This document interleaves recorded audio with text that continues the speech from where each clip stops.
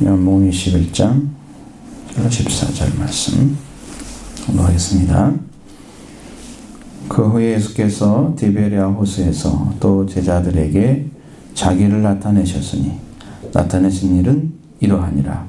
시몬 베드로와 디두무라 하는 도마와 갈릴리 가나 사람 나다나엘과 세베대 아들들과 또 다른 제자 둘이 함께 있더니 시몬 베드로가 나는 물고기 잡으러 가노라 하니 그들이 우리도 함께 가겠다 하고 나가서 배에 올랐으나 그날 밤에 아무것도 잡지 못하였더니 날이 새어갈 때에 예수께서 바닷가에 서셨으나 저들이 예수이신 줄을 알지 못하는지라. 예수께서 이르시되 얘들아 너희에게 고기가 있느냐 대답하되 없나이다. 이르되 그물을 배 오른편에 던지라 그리하면 잡으리라 하시기에 이에 던졌더니 물고기가 많아 그물을 들 수 없더라. 예수께서 사랑하시는 그 제자 베드로에게 이르되 주님이시라 하니 시몬 베드로가 벗고 있다가 주님이라 하는 말을 듣고 겉옷을 두른 후에 바다로 뛰어내리더라. 다른 제자들은 육지에서 거리가 불과 한 50칸쯤 되므로 작은 배를 타고 물고기 든 그물을 들고 와서 육지에 올라보니 숯불이 있는데 그 위에 생선이 놓였고 떡도 있더라. 예수께서 이르시되 지금 잡은 생선을 좀 가져오라 하시니 시몬 베드로가 올라가서 그물을 육지에 끌어올리니 가득히 찬 큰 물고기가 153마리라. 이같이 많으나 그물이 찢어지지 아니하였더라. 예수께서 이르시되 와서 조반을 먹으라 하시니 제자들이 주님이신 줄 아는 거로 당신이 누구냐 감히 묻는 자가 없더라. 예수께서 가셔서 떡을 가져다가 그들에게 주시고 생선도 그와 같이 하시니라. 이것은 예수께서 죽은 자 가운데서 살아나신 후에 세 번째로 제자들에게 나타나신 것이라. 아멘.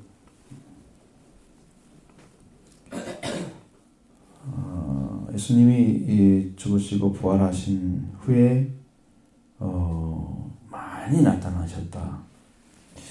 성경에 기록된 것은 우리에게 전해주고자 하는 내용만 써져 있는 거고요.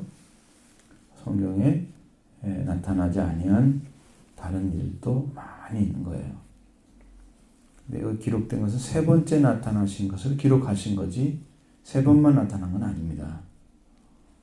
이렇게 성경에 예수님이 나타났다는 기록이 많이 안 돼 있어요. 그걸 하려면 거기에 어떤 내용을 첨가되어 그냥 만났더라 이런 얘기는 안 돼요. 그러니까 성령께서 이 말씀을 가르쳐 줄 때 제자들이 이제 썼잖아. 요한복음은 사도 요한이 썼는데 그걸 말씀하지 않으신 거예요. 그러니까 아주 작은 내용만 이렇게 써 있는 거예요.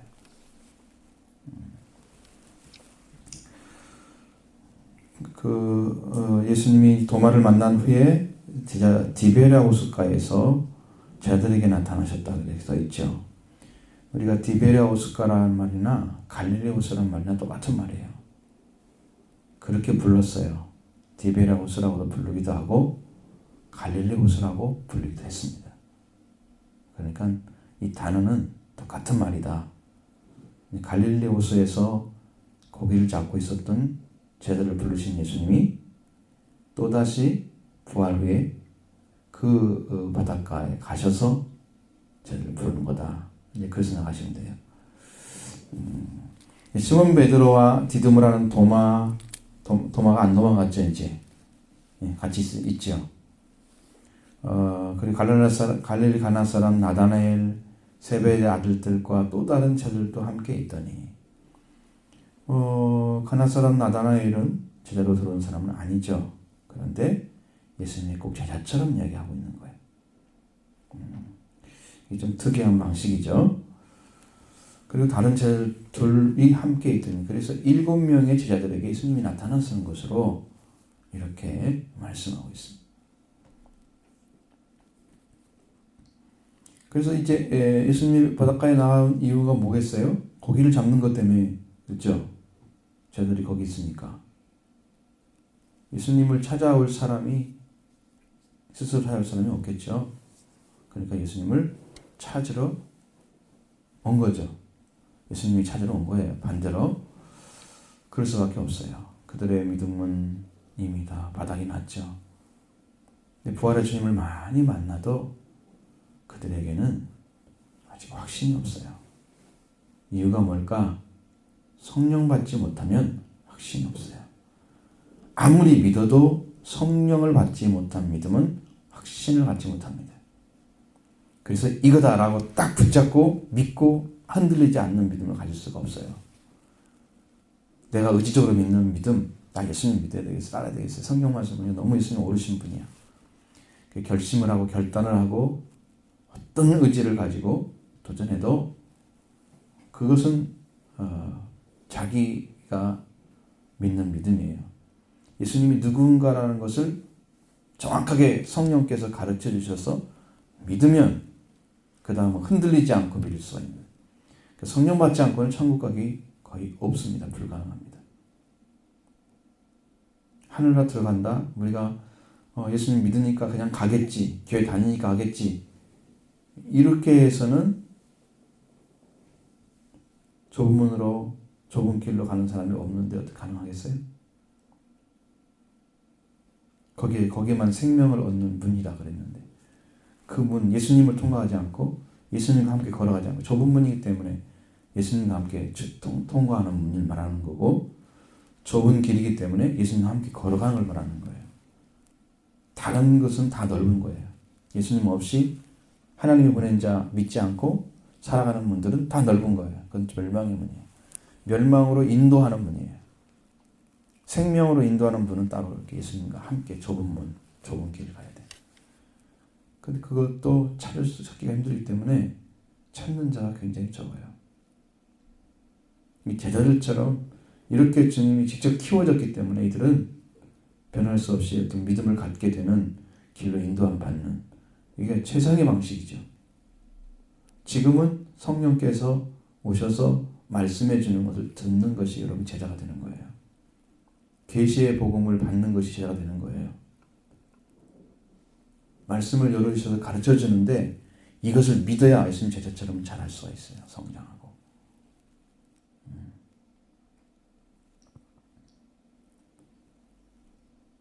자, 시몬 베드로도 지금 물고기를 잡으러 간다 그랬어요. 바닷가로 가는 거죠. 그러니까 그 말을 들은 사람들이 전부 나도 가겠다. 배 올라갔습니다. 왜 그러냐? 이 사람들이 왜 그것밖에 못하냐? 그 이유는 그들이 아직도 예수님을 통해서 성령의 충만함을 받지 못했기 때문에 하나님의 명령인 복음 전하는 일을 하지 못하고 있는 거예요. 그래서 이렇게 헤매고 있는 거예요. 40일이라는 그 기간 동안에. 그리고 열흘 동안에 열심히 기도해서 성령 받지 오순절 지금 그 기간 40일이라는 기간 동안에 이렇게 헤매고 살아가고 있는 그들의 모습을 보여주고 있는 거예요. 그래서 배를 타고 물고기를 잡으러 갑니다. 갔는데 그날 밤에 아무것도 잡지 못했다. 물고기가 없어서 못 잡았을까요? 이상한 것은 어떤 예수님이 나타나면 물고기가 없어. 그렇죠? 그래서 예수님이 꼭 잡게 만들어 주셔야 잡아. 성경의 흐름이 그렇게 만들어져 있어요. 그거 좀 이상하죠? 그래서 여러분들이 생각해야 될 것은 예수님의 방식은 믿음으로 살아가는 방식은 예수님이 어떤 바다의 지형을 알거나 아니 고기 잡은 경험을 말씀하시거나 그렇게 하시지 않고 그냥 그물을 내리라 하는 곳에 고기가 있어요. 그거예요. 주님이 그 고기를 잡을 수 있는 방법을 알고 계신 거죠. 피조물은 창조자에 의해서 움직이는 거예요. 제자들을 주님께로 인도하기 위해서 그들이 밤새 잡아도 잡지 못하는 고기를 예수님이 말 한마디 듣고 순종하니까 뭐 그물이 찢어지게 잡히는. 그러니까 이 일은 무엇을 상징해 주냐면 예수님이 말씀하신 말씀을 따라서 믿음을 가지고 살아야 성공한다는 걸 보여주는 거예요. 내가 노력했다. 열심히 밤새도록 노력했는데 고기 한 마리 잡았어. 베드로가 3년 동안 예수님 따라다녔지만 그 전에는 어부였기 때문에 바닷가에 가면 뻔하잖아요. 넓지도 않은데. 응? 어디쯤 가서 어떻게 하면 고기 잡힐 거다. 이건 모르겠어요? 알잖아요. 물고기는 바다 깊은 곳에 안 들어가 살아요. 바닷가에 살죠. 근데 깊은 데가 내려라 들어라. 누가 보면 5장에서 그렇게 말씀하죠. 내가 말씀에 의지하여 그물을 내리다. 깊은 데 가서 들으니까 정말 고기가 잡히는 거예요. 그 경험을 하고 있는 베드로가 예수님이 또 찾아온 거예요. 고기 못 잡은 그 밤에, 아침에. 근데 그물 다 이제 치우려고 하겠죠. 아무것도 잡지 못했는데 날이 새갈 때에 예수님이 오셨어요. 밤새도록 수고한 걸 예수님 다 지켜봤을 것입니다. 너희들의 방식으로 열심히 살아도 하나님이 주지 않으면 안 되는 거다. 이걸 보여주는 거예요.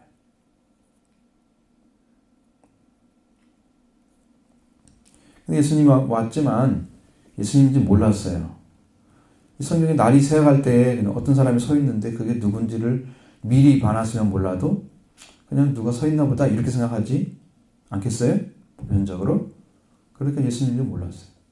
예수님이 꼭 부활한 사람처럼 뭐 일반 사람처럼 보이는 그런 몸을 가지고 그렇게 서 계신 거니까 그걸 파악하기는 어렵죠. 영이 아니면 불가능해요. 예수님이 거기서 이제 끝나는 걸 보고 애들아 너희에게 고기가 있느냐? 이렇게 묻는 거예요. 여러분 몇 살까지가 애들이겠어요? 베드로는 예수님보다 훨씬 나이가 많았어요. 그런데 제자가 됐어요. 애들이겠어요? 어른이겠어요? 그 예수님 꼭 부를 때는 소자야, 애들아 그렇게 부릅니다. 테크논이라는 단어를 쓰죠. 테크논.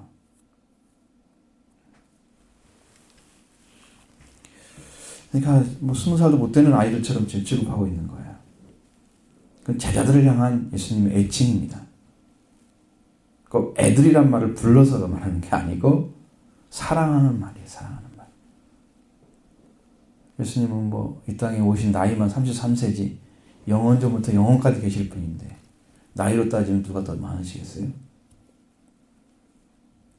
세상을 창조하기 전부터 계신 분이 몸을 입고 오신 건데 사람처럼 누가 더 나이가 많아요? 그거로 따지면 따질 수 없겠죠. 그러니까 애들아 해도 무방한 거예요. 그냥 인간의 나이만 33살이신 것이. 응?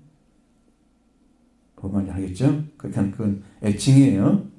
사랑하는 게 사랑해서 불러주는 이름입니다. 애들아 너희 고기가 있느냐? 대답하되 없나이다. 그 예수님은 지난번에는 깊은 데 가서 그물을 내려라 하고 해서 그물이 찢어질 정도로 잡았는데 이번에는 배 오른편에 고기를 내려라 그렇게 얘기하는 겁니다.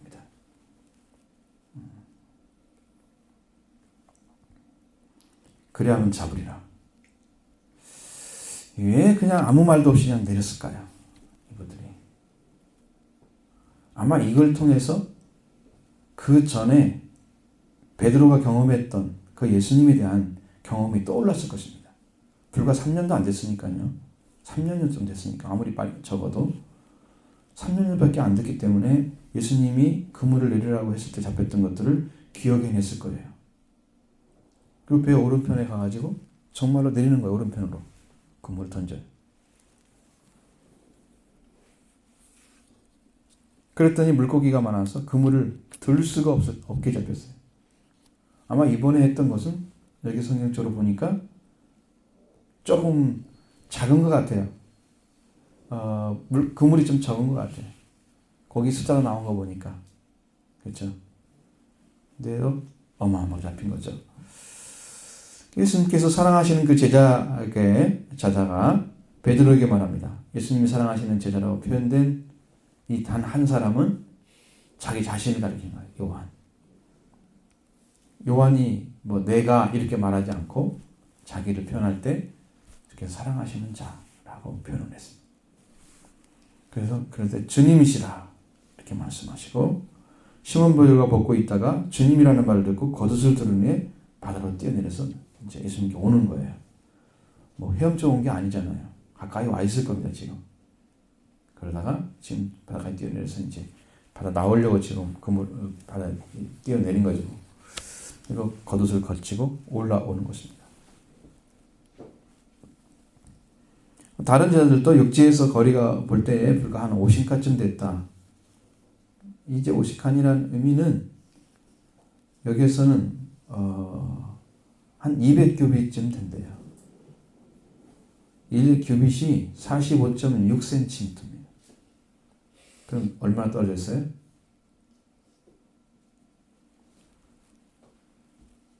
100여 미터? 좀 못 떨어졌죠.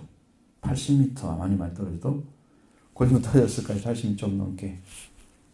한 50칸쯤 되니까.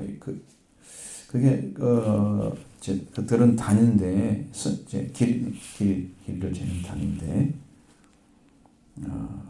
50칸쯤 되기 때문에 작은 배를 타고 물고기 든 그물을 끌고 와서 육지에 올라보니 숯불이 있는데 그 위에 생선도 넣고 떡도 있더라. 이렇게 말씀 기록되어 있죠. 자, 예수님이 지금 제자들에게 먹을 걸 준비해 주는 겁니다. 먹을 것을.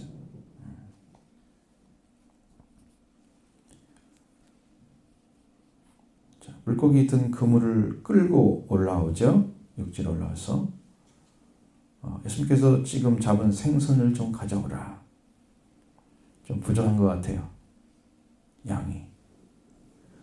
시몬 베드로가 올라와서 그물을 육지로 끌어올립니다. 이제 끌어올려야 되겠죠. 일단 잡혔으니까. 그리고 나니까 가득히 찬 그물 고기에 고기가 그물 안에 고기가 153마리였다. 그래서 153이란 말을 쓰죠. 153마리 고기가 잡혔다. 여기서 이같이 많으나 그물이 찢어지지 않았다 이런 말을 표현한 것은 그 정도 고기면은 그물이 찢어질 정도 되나 봐요. 그 그물의 크기가 그렇다는 거죠. 그 정도의 고기였다는 거예요.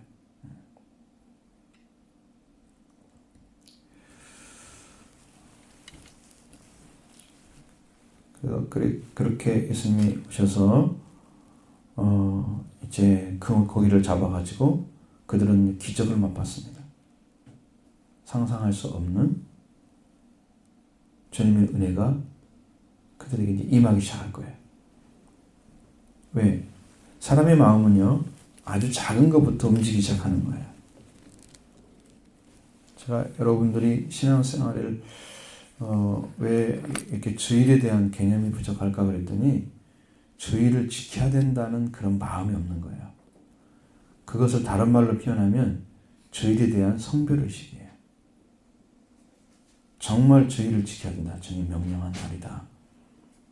옛날 구약시대는 안식일을 지키지 않으면 돌로 쳐 죽였습니다. 이 땅에서 예수님이 부활하시고 더 큰 은혜, 구약의 말씀을 다 이루어서 구원을 주시는 그 더 큰 은혜를 예수님이 내려주시고 계신데 신약에서는 은혜이시다 그래서 그냥 그 형식적으로 지키기도 하고, 뭐 과거에도 율법 속에 있었던 그런 안식일도 형식적으로 지키는데, 형식적으로 지켜도 안식일 날 일을 하면 돌로 쳐 죽였습니다. 그렇게 명령되어 있습니다. 성경에. 그런 것이 몇 군데 나와요. 주님의 날을 귀하게 안 여기는 그런 의식을 가지고 신앙생활을 한다는 것은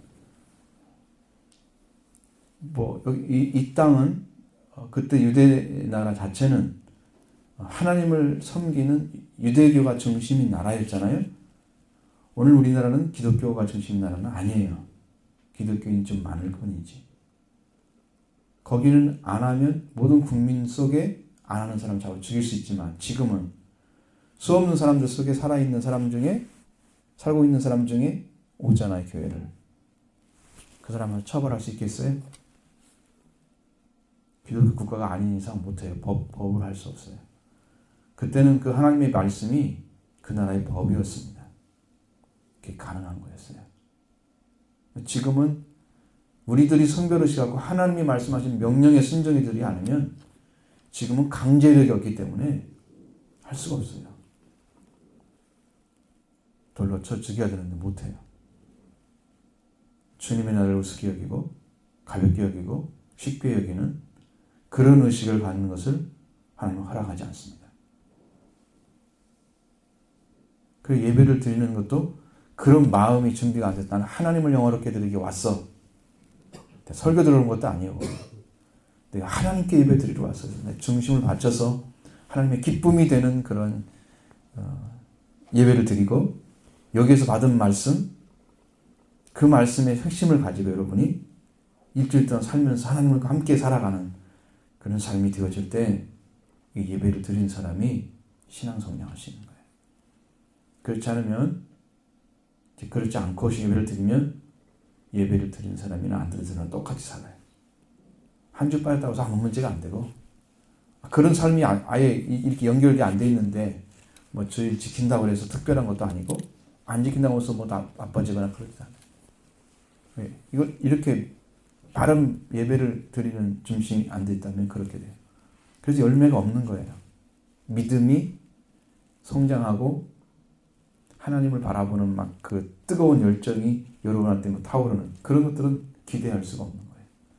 예배 드리는 그 하나가 시발점인데 그 출발이 잘못되면 결과가 뻔히 보이는 거예요. 정말 열심을 갖게 되면 여러분이 교회에 오고 싶어서 견딜 수가 없어요. 저는 그렇게 생활했어요. 그냥 적당히 예배 시간이니까 가고 이런 거 아니에요. 최소한 예배 시간 30분 전에 갑니다.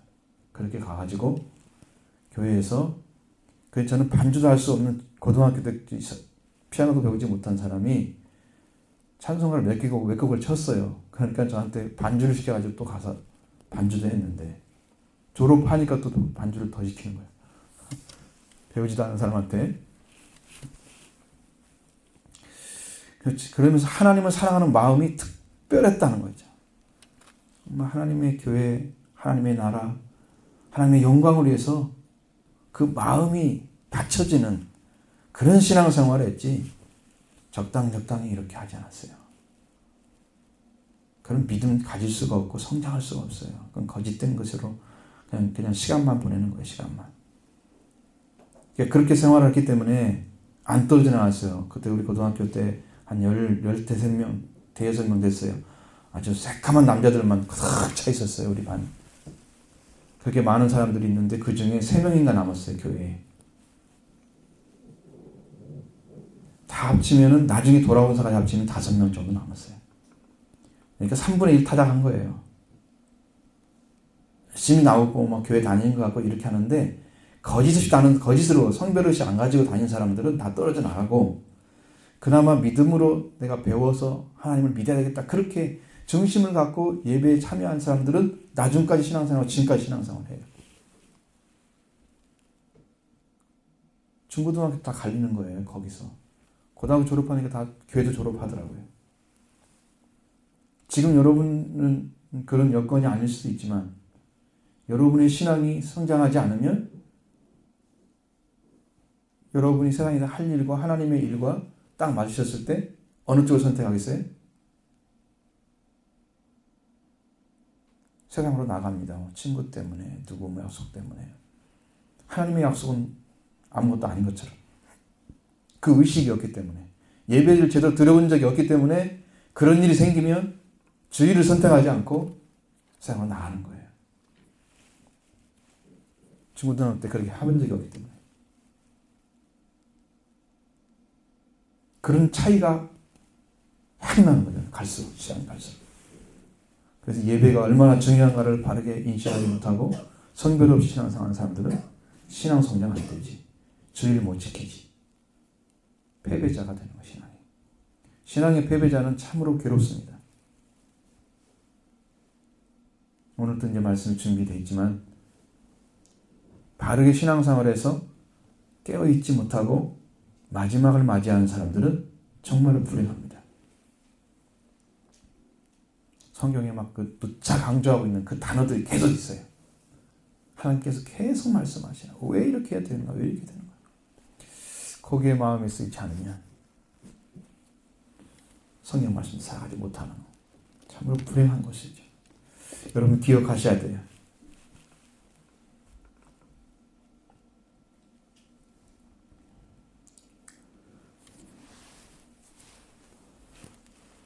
주님이 주신 그 은혜 가운데 들어갔던 제자들의 모습은 참으로 아름답습니다.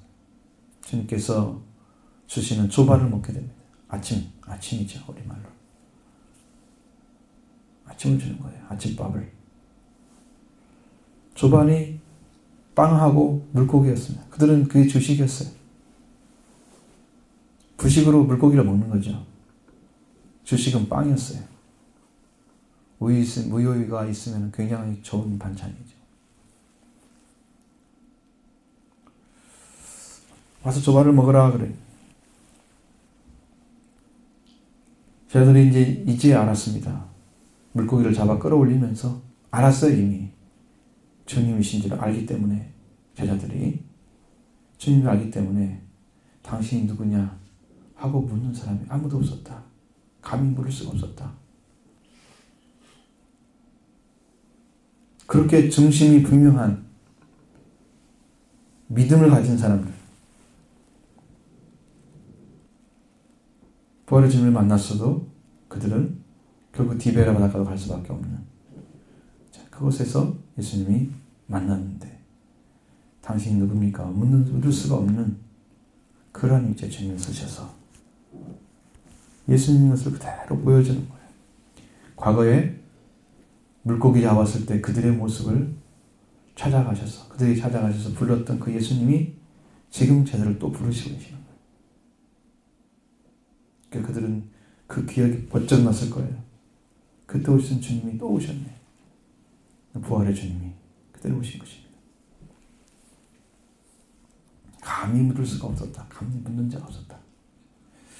예수님께서 가셔서 떡을 가져다가 그들에게 주시고 생선도 그렇게 주셨습니다. 이게 이제 밥이에요, 밥. 주님이 이 땅에서 마지막으로 주시는 제자들의 밥이에요. 살아나신 후에 세 번째 나타나셨다고 말씀하시죠. 예수님의 분명히 살아나신 것을 그들에게 각인시켜주는 이유는 세 번째까지 지금 성경에만 그렇게 되는 거죠. 그 전에 나타나셨던 얘기에 대해서는 성경에 언급을 하지 않고 있습니다. 세 번째 나타났다는 말을 표현하고 있는 거고요.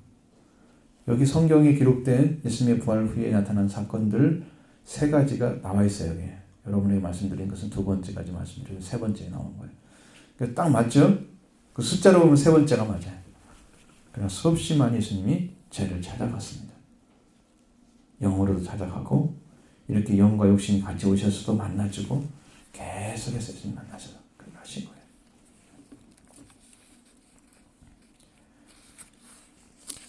예수님 자신이 누구인가를 보여주었을 때 제자들은 부활하신 주님에 대한 확신이 더 커졌을 것이 분명하죠. 마음이 흩어져 가지고 옛날 삶으로, 이전에 살았던 디베랴 바닷가에서 물고기 잡던 그 삶으로 또 돌아갈 수도 있는 그런 상황에서 예수님은 다시 자신이 누군가를 보여주고 그들에게 부활하신 주 자신을 보여줌으로써 그들의 마음속에 부활의 주를 잃어버리지 않는, 잊을 수가 없게 만드시는, 그때 우리를 불렀던 그 주님이 다시 우리 부르고 있는 그 모습을 통해서 부활의 주님과 함께 그들은 새로운 사고를 갖게 되는 거예요. 그러니까 만남이라는 것은 굉장히 중요합니다.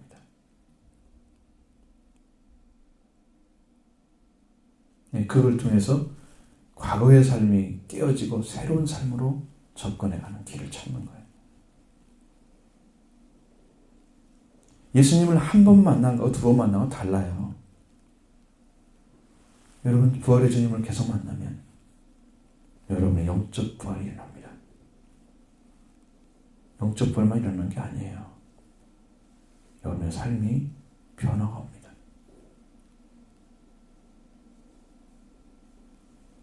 사실 부활의 주님을 만나지 않으면 우리의 신앙은 절반짜리. 많은 분들이 십자가의 은혜는 알고 있어요. 근데 부활의 은혜를 몰라서 죽으면 구원받지, 죽으면 뭐지? 그러고 생각하고 살아요. 근데 이 땅에 살면서도 이미 하나님 나라의 삶을 살고 있는 사람들이 있어요. 눈으로 보입니다, 그분이.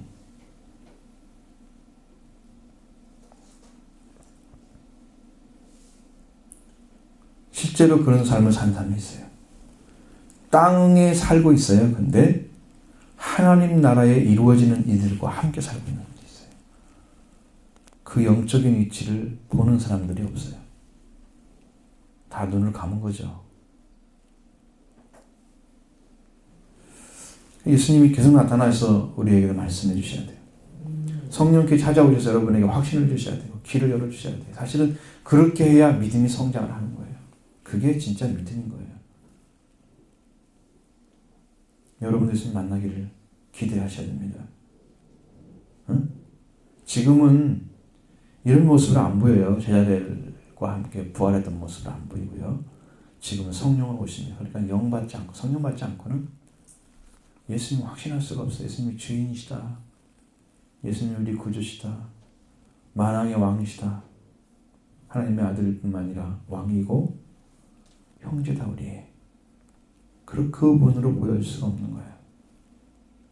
그게 내 안에 들어오셔야 돼. 그러니까 성령 받지 않으면 된다. 성령 받아야 된다. 성령. 회개하고 성령 받는 것이 구원의 첫경입니다. 회개가 그 길을 찾아줘요. 돌아오는 거예요, 여러분들이 하나님께. 하나님을 향해서 열심을 갖고 하나님을 위해서 살아가는 삶이 없는 사람들. 하나님을 향한 삶은 뭘 갖고 여러분 평가할 수 있어요?